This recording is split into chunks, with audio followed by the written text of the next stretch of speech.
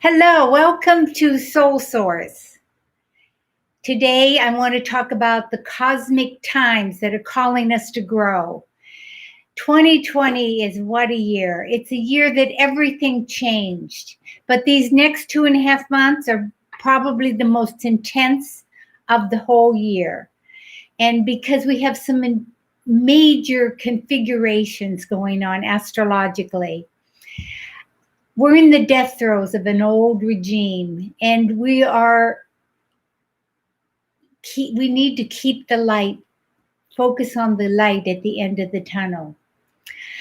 Today is October 1st, and it is a full moon in Aries. Aries is a dynamic, energizing, individualistic sign, and we're dealing with the me versus other, because a full moon is an opposition between the sun and the moon. And this falls at 9 degrees Aries, 8 minutes. So where does that fall in your astrological chart? That's important. And this full moon has a minor challenging aspect with Uranus, which is emphasizing freedom, rebellion, and expressing your own individual rights. There's also the moon in Aries is conjunct Chiron, and Chiron has to do with the wounded healer. So we need to look at our own wounding, our conditionings that operate unconsciously. So just be aware of that during these next 3 days. You know, how are you operating so that you can bring this weakness to a strength? So the big challenges right now is we have Mars in Aries. Mars in Aries retrograde. Mars is the assertive, dynamic, energizing, aggressive, volatile energy that is in its own sign, retrograde. And mostly retrogrades are introversion, but this one is amplifying. So we have Mars in Aries, conjunct Eris, E-R-I-S. This is a dwarf planet that has to do with the revealer of discord. I'm this injustices, speaking up and asserting. And so we have Mars activating Eris, they're conjunct. And we have the black moon Lilith, which is a primitive, instinctive energy that is unconscious in some ways. But this is like charging, adding to the unruliness of the individual. And it's all in conflict to square to these Capricorn planets. We have three major planets in Capricorn. Jupiter, which is expansion, philosophy. It amplifies everything that it touches. We have Saturn in its own sign. It just went direct, so it's moving very, very slowly. And then we have Pluto that's also going direct on October 4th. So we have these slow-moving planets finally going forward, and we have Mars, which is faster, going backward. And they're in total conflict with each other. So we have the three, Mars, Eris, and Black Moon Lilith in the sign of the individual, and Saturn, Jupiter, and Pluto in the sign of structure, power,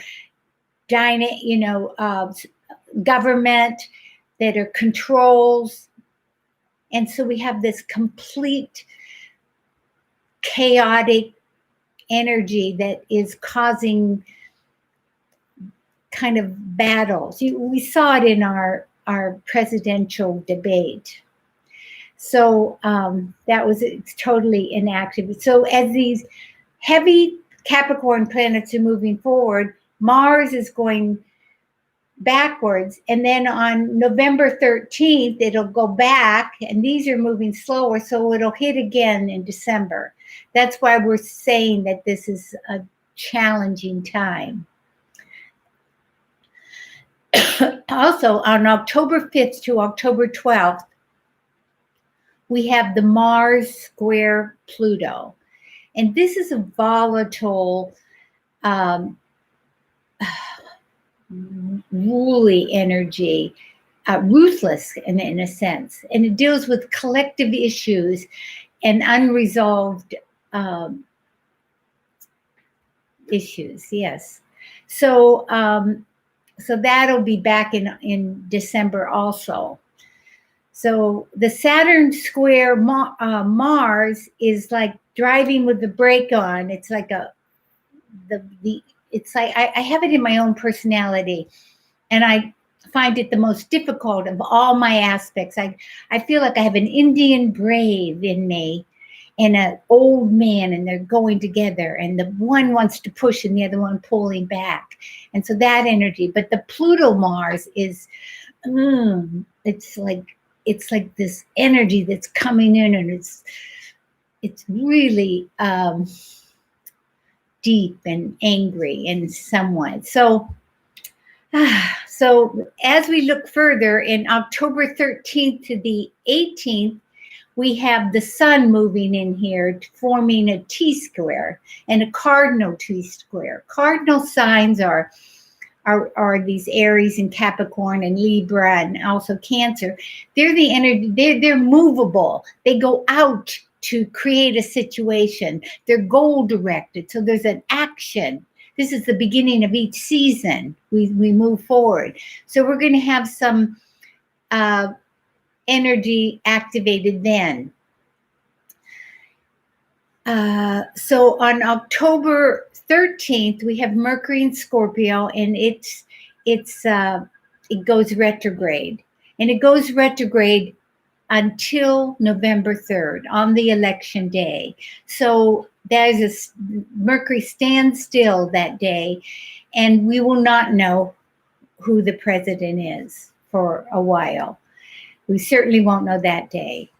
And also on October 6th to the 9th, we have this Mercury is opposing Uranus. Uranus is the rebel genius, and this causes miscommunication, surprising news, some upheaval mentally. But as a long-term thing, we've also been having Neptune square the nodes. And the nodes are universal trends. They're in Gemini and Sagittarius right now. And this is the axis of communication and disseminating information. And when Neptune is at the bends, they call it astrologically, it's right in the middle, forming a square. We don't really know what truth is and what false is. There's so much misinformation going on right now. But Neptune also rules spirituality. So the call right now in this huge universal trend is to open up your spiritual nature and to remember a deeper self. Astrologically, we have this square that I've been talking about, but the hope is that we have Haumea. This is a dwarf planet. You spell it Haumea. It's one of the new planets that has been discovered in the 2000s, early 2000s, and it represents fertility and creativity. I've been speaking about this. She was able to be an old woman that regenerated and became young. She was also able to give birth from every part of her body. So we have this, along with this T-square going on, and so this it gives us enormous energy. Squares are conflicting, but they're also energizing.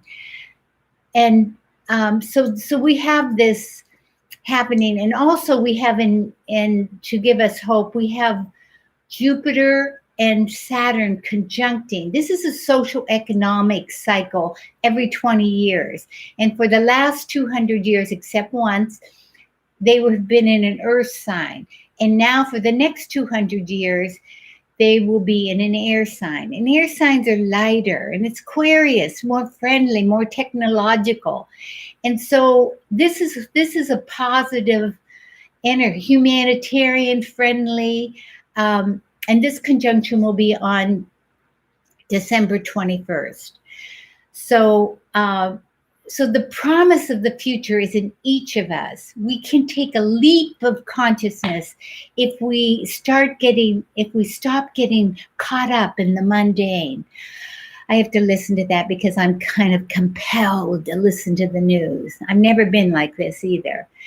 And with this collective drama and the drama of day to day, but we need to keep remembering this deeper self, that we are connected to the divine sense, and that higher, all providing source of infinite potential is inside us.